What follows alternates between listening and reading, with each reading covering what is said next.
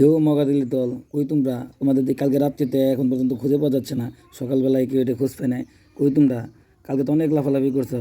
চাইছিলাম না ব্রাজিলের কাউকে নিয়ে টুল করার জন্য।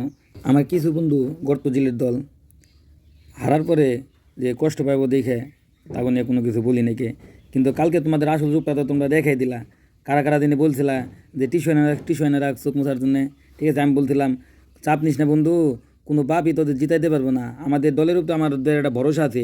আমরা জানি যে কোনো সময় আমাদের দল কামব্যাক করবে এবং আমরা জিতবো। কিন্তু শেষে কিন্তু আমরা জিতেই গেছি। এখন এখন গর্তে থেকে বের হয়, এখন আবার গর্তে লুকাইছিস কি লেগে?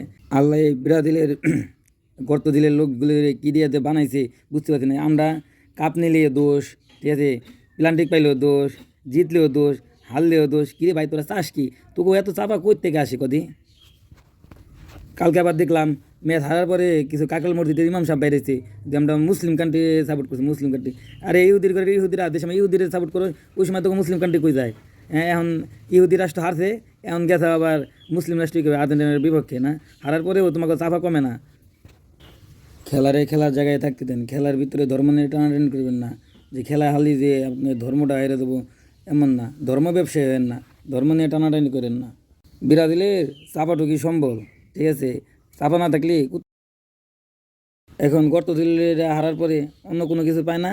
এখন ফিফা দুর্নীতি করছে, ফাউল দিল না, এর ফাউল ধরলো গেলে ওই ফাউল ধরলো গেলে। তুই এত বোঝোস, তুই যাইতি, তুই যাই রেফারি করতি, তুই ফিফার চেয়ারম্যান হইতি।